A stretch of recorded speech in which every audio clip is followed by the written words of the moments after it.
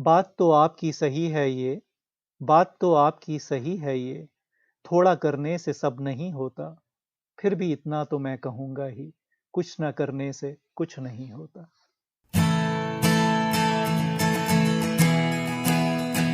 आप सुन रहे हैं कहानी जानी अनजानी पीयूष अग्रवाल के साथ। चलिए आज की कहानी का सफर शुरू करते हैं। नमस्कार दोस्तों, आप सबके प्यार के लिए बहुत बहुत धन्यवाद और आप सबको शिक्षक दिवस की हार्दिक शुभकामनाएं। हमारी तरफ से सभी शिक्षकों को तहे दिल से बहुत बहुत धन्यवाद। आज जहां बहुत कुछ रुक गया है, वहीं नहीं रुकी हमारे शिक्षकों की मेहनत और बच्चों को लगातार मिलता उनका सहयोग ऑनलाइन क्लासेस के जरिए। आप भी जरूर अपने शिक्षकों का अभिवादन करें जिन्होंने आपको आज एक बेहतर इंसान बनाया है। जैसा कि आप जानते हैं, आज का एपिसोड एक गेस्ट एपिसोड है और हमारे आज के मेहमान हैं अनुराग शर्मा जी। इनसे आप पहले भी मिल चुके हैं हमारे साथ उनकी एक कहानी के जरिए। जी हां, एपिसोड 12 में हमने पढ़ी थी इनकी लिखी कहानी एक और इंसान, जिसे आप सबने बहुत सराहा था। आज अनुराग जी हमारे साथ करेंगे कुछ दिलचस्प बातचीत और पढ़ेंगे एक दिल को छू लेने वाली कहानी, चंपा का मोबाइल। हमारी आज की कहानी लिखी है दीपक शर्मा जी ने। दीपक शर्मा जी आजकल लखनऊ में रहती हैं। इनकी स्कूल और कॉलेज की पढ़ाई अमृतसर और चंडीगढ़ से हुई। इनकी पहली लघु कथा 1970 में पंजाबी मैगजीन प्रीतलरी में प्रकाशित हुई थी। इनकी अब तक 250 कहानियां और कुछ 20 किताबें पब्लिश हो चुकी हैं। दीपक जी के बारे में और जानने के लिए हमारी वेबसाइट piyushagarwal.com के शो नोट्स पर विजिट करें। आज के एपिसोड के अंत में हम अनकही कहानियां प्रतियोगिता में चुने गए 3 सर्वश्रेष्ठ कहानियों के नाम भी बताएंगे। तो चलिए शुरू करते हैं चंपा का मोबाइल अनुराग जी के साथ।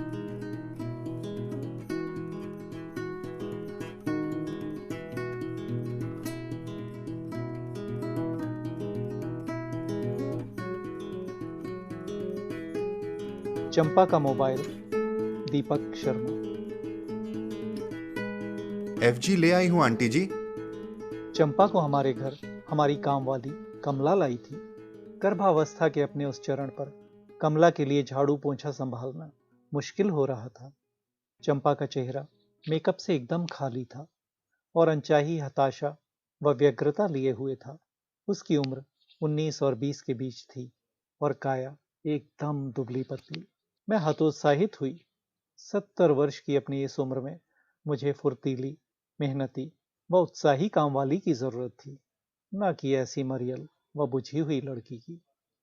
तुम्हारा काम संभाल लेगी? मैंने अपनी शंका प्रकट की। बिल्कुल आंटी जी, खूब संभालेगी, आप परेशान न हो, सब निपटा लेगी। बड़ी होशियार है ये। सास ससुर ने इसे घर नहीं पकड़ने दिए तो इसने अपनी ही कोठरी में मुर्गियों और अंडों का धंधा शुरू कर दिया।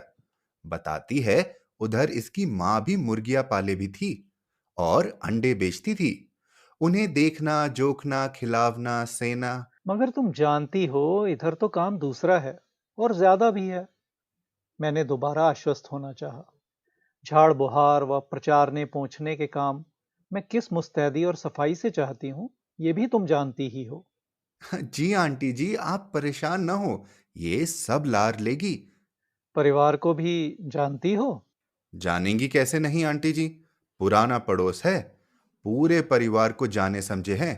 ससुर रिक्शा चलाता है, सास हमारी तरह तमाम घरों में अपने घर पकड़े है।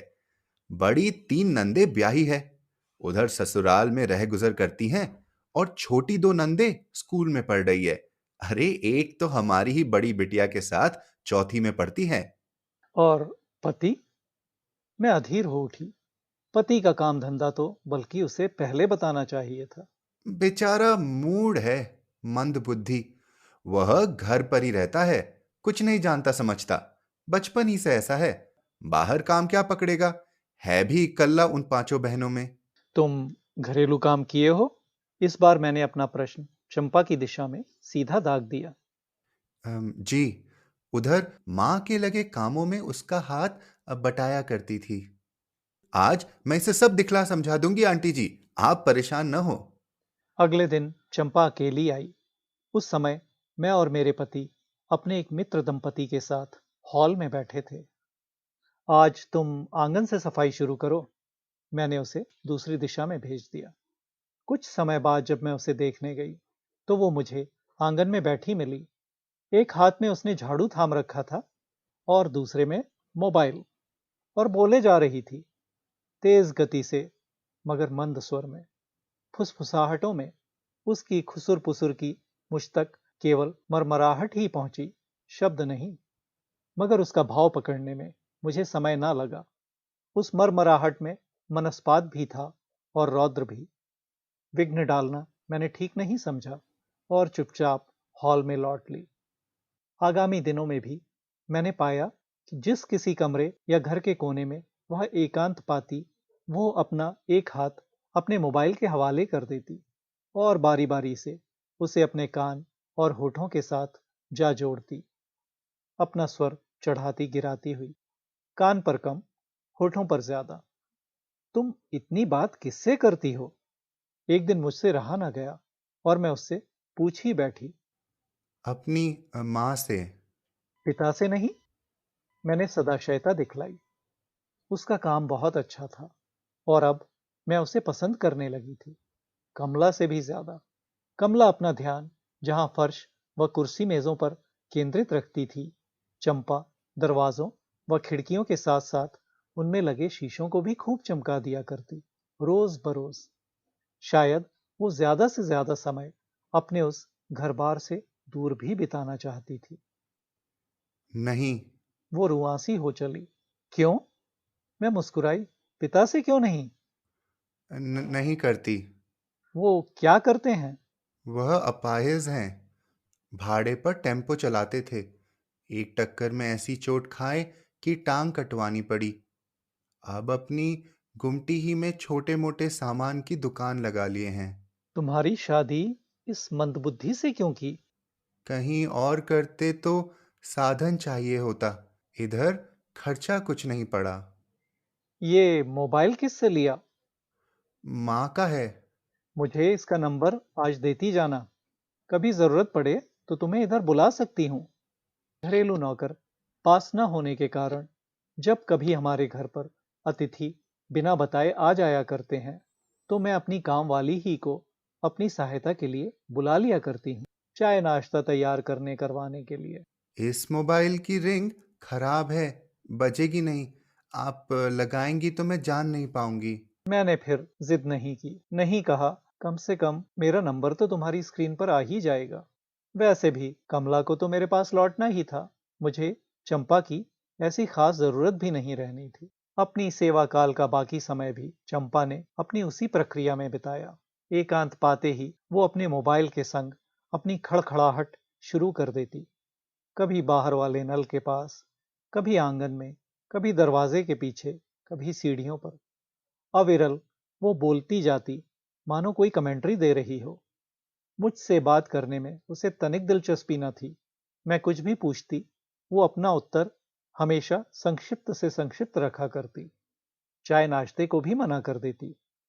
उसे बस एक ही लोभ रहता, अपने मोबाइल पर लौटने का। वो उसका आखिरी दिन था। उसका हिसाब चुकता करते समय मैंने उसे अपना एक दूसरा मोबाइल देना चाहा। ये तुम्हारे लिए है। मोबाइल अच्छी हालत में था। अभी 3 महीने पहले तक मैं उसे अपने प्रयोग में लाती रही थी। जब मेरे बेटे ने मेरे हाथ में एक स्मार्टफोन ला थमाया, तुम्हारे सेल में सभी एप्लीकेशन तो हैं नहीं माँ, और जभी से वो मेरे दराज में सुरक्षित रखा रहा था। नहीं चाहिए। चंपा ने उसकी ओर ठीक से देखा भी नहीं और अपना सिर झटक दिया। क्यों नहीं चाहिए? मैं हैरान हुई। उसकी उस ना के पीछे उसकी ज्ञान शून्यता थी या मेरे प्रति ही रही कोई दुर्भावना? क्या करेंगी? उसने अपने कंधे उचकाए और अपना सिर दुगने वेग से झटक दिया। नहीं लेंगी। इससे बात करोगी तो तुम्हारी माँ की आवाज तुम्हें और साफ सुनाई देने लगेगी। मैंने अपना मोबाइल उसकी ओर बढ़ा दिया, अपने आग्रह में तत्परता शामिल करते हुए। सिम के बिना? उसने अपना हाथ अपने मोबाइल पर टिकाए रखा, मेरे मोबाइल की ओर हाथ नहीं बढ़ाए। तुम्हारा यही पुराना सिम कार्ड इसमें लग जाएगा, मैंने उसे समझाया। इसमें सिम नहीं है। ये कैसे हो सकता है, मैं मुस्कुरा दी। लाओ, दिखाओ। बिना किसी झिझक के उसने अपना मोबाइल मुझे ला थमाया। उसके मोबाइल की जितनी भी झलक अभी तक मेरी निगाह से गुजरी थी, उससे मैं इतना तो जानती ही थी, वो खस्ता हाल था। मगर उसे निकट से देखकर मैं बुरी तरह चौंक गई। उसकी पट्टी कई खरोंचें खा चुकी थी, कीपैड के लगभग सभी वर्ण मिट चुके थे, स्क्रीन पूरी पूरी रिक्त थी। सिम कार्ड तो गायब था ही, बैटरी भी नदारद थी। बहुत पुराना है, मैंने मर्यादा बनाए रखना चाहिए। हाँ, अब पुराना तब भी था जब उन मेम साहब ने माँ को दिया था। वह निरुत्साहित बनी रही। उन्होंने इस हालत में दिया था? मैंने सहज रहने का भरसक प्रयत्न किया। नहीं, तब तो सिम को छोड़कर इसके बाकी कल पुर्जे सभी सलामत थे। सिम तो माँ ही को अपना बनवाना पड़ा था। फिर इसे हुआ क्या? माँ मरी तो मैंने इसे अपने पास रखने की जिद की। बप्पा ने मेरी जिद तो मान ली, मगर इसकी बैटरी और इसका सिम निकाल लिया। मां नहीं है? अपनी सहानुभूति प्रकट करने हेतु मैंने उसकी बाह थपथपा दी। है क्यों नहीं? वो ठुमकी और अपनी बाह से मेरा हाथ हटाने हेतु मेरे दूसरे हाथ में रहे अपने मोबाइल की ओर बढ़ ली। यह हमारे हाथ में रहता है तो मालूम देता है कि माँ का हाथ लिए हैं। मैंने उसका मोबाइल तत्काल लौटा दिया और अपने सेल फोन को अपने दराज में पुनः स्थान दे डाला।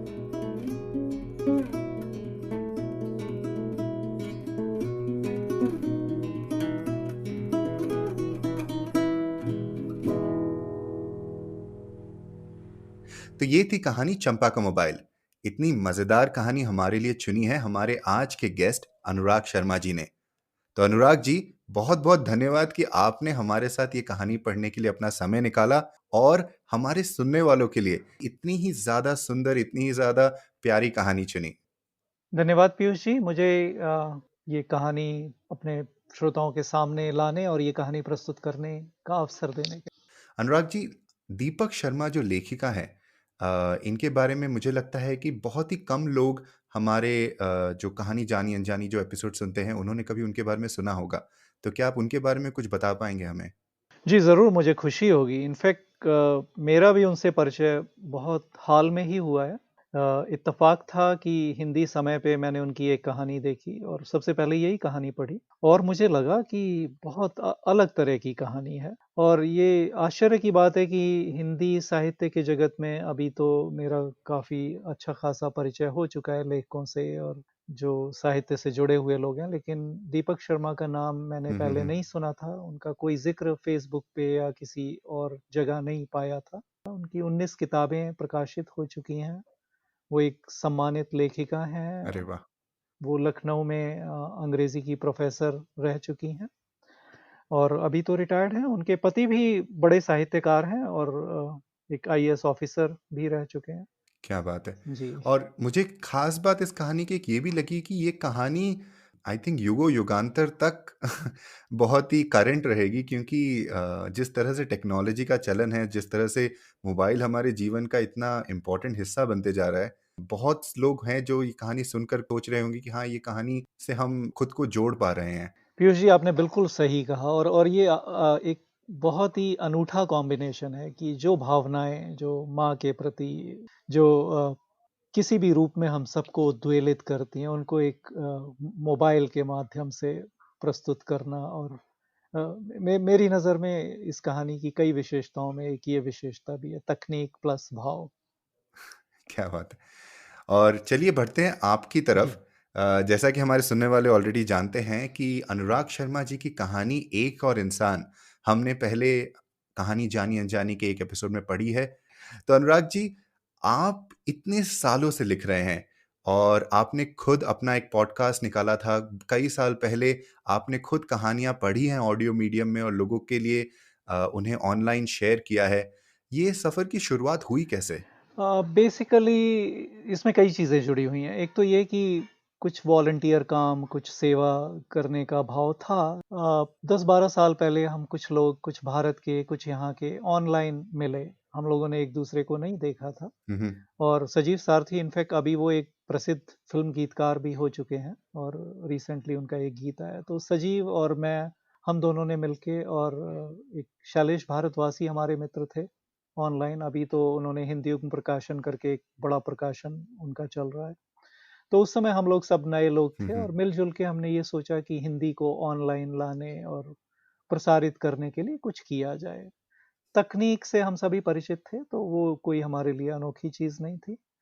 हमने शुरू किया प्रेमचंद की कहानियों से, क्योंकि प्रेमचंद पहले से प्रसिद्धि उनको हासिल थी, नाम उनका अपरिचित नहीं था।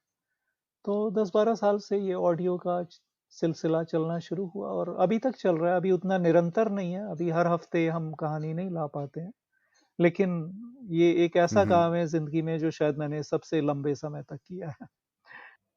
और हमें खुशी है कि आपने किया, क्योंकि आपकी आवाज़ में मैंने कई सारी कहानियाँ सुनी और सही में कहानी सुनने का एक अलग ही आनंद है इस पर्टिकुलर मीडियम में। लेकिन आप लोगों ने जब ये डिसाइड किया कि हमें भई इस तरीके से हर हफ्ते कहानियाँ पढ़नी है और लोगों तक कहानियाँ लेकर जाना है, तो आपने पॉडकास्ट मीडियम कैसे चुना? इतने साल पहले, लगभग 10 या 12 साल पहले आपने शुरू किया था, तो उस समय पॉडकास्ट कैसे आपने चूज़ किया कि हाँ, पॉडकास्ट के माध्यम से हम ये करना मुझे चाहेंगे? अमेरिका आए हुए 7-8 साल हो चुके थे। हिंदी साहित्य से अपना नाता बिल्कुल टूट चुका था। किताबें यहाँ सुलभ नहीं थीं, कोई भी तरीका नहीं था उनको पाने का। इनफैक्ट प्रेमचंद की कहानियाँ भी जो इंटरनेट पे उपलब्ध थीं, उनमें सैकड़ों तरह हुँ, की हुँ। त्रुटियाँ, छपाई की गलतियाँ, लिखने में गलतियाँ, कई तो वाक्य ऐसे थे जो कोई भी अर्थ नहीं बनाते थे। तो मैंने ये सोचा कि जो चुनौती मेरे सामने है, वो और बहुत सारे लोगों के सामने है। उसके अलावा भारत छोड़ने के बाद बहुत चीज़ें हुई, लेकिन एक चीज़ उसमें ये थी, पाकिस्तान के लोगों से मुलाकात।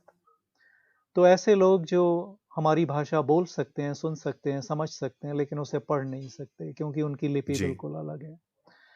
तो ये 2-3 बातें मिलके ऐसा लगा कि ऑडियो में कुछ बनना चाहिए। और तीसरी चीज़ ये हुई, हमारे एक मित्र यहाँ मिले जो विनोबा भावे की किताबें, उनके प्रवचनों का ऑडियो बनाना चाहते। वो ये चाहते थे कि विनोबा भावे के विचारों का प्रसार जनता तक पहुँचे। तो मैंने उसी समय में उनके साथ भी एक प्रोजेक्ट शुरू किया था, जिसमें 8-8 घंटे के हमने हिंदी, गुजराती, मराठी और अंग्रेज़ी में विनोबा भावे के गीता प्रवचन के ऑडियो बनाए थे। तो और हाँ, एक और चीज़ मैं तब कर रहा था, मैंने एक ऑनलाइन रेडियो स्टेशन शुरू किया था, पिट रेडियो के नाम से।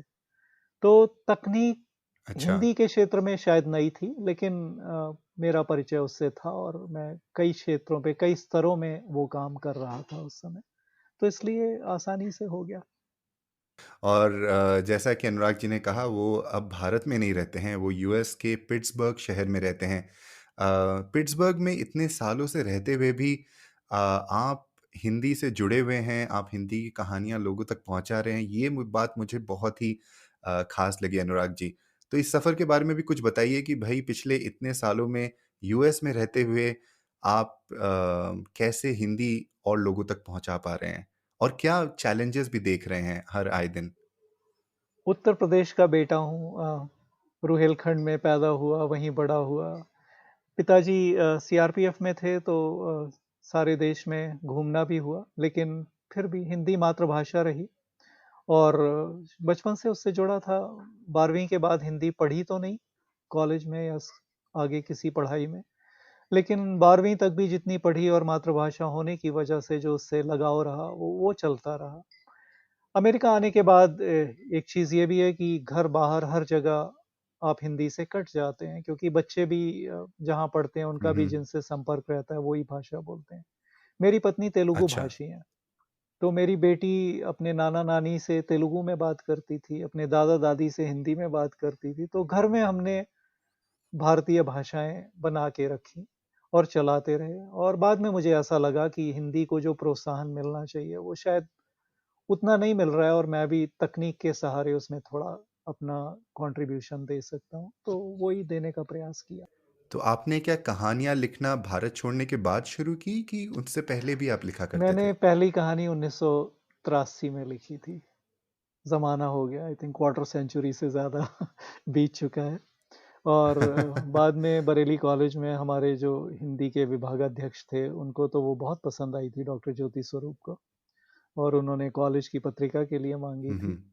1984 में मैंने, उस समय के बहुत प्रसिद्ध लेखक थे उपेंद्र नाथ अश्क, उनकी कुछ कहानियाँ और नाटक हमारे कोर्स में भी हुआ करते। उनको मैंने पत्र लिखा था इलाहाबाद में कि अच्छी कहानी की क्या विशेषताएं हैं, इस पे अगर वो कुछ गाइडेंस दे सकें, और उन्होंने उनका अच्छा खासा लंबा जवाब आया था उसमें।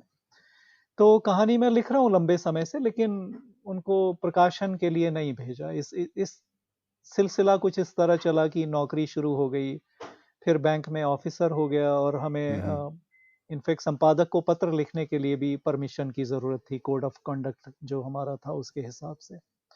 तो लिखना और छपना वो दोनों ही चीज़ें बंद रहीं। बैंक की जो होम मैगजीन थी उसमें ज़रूर मैं छपा, लेकिन बाहर कुछ भी नहीं लिखता था। यहाँ आने के बाद एक तरह से दोबारा स्वतंत्रता मिली, तो लिखना शुरू किया। तो जो 84 में मैंने कहानी लिखी थी, वो एक्चुअली 91 में अनुरागी मन कलेक्शन में छपी।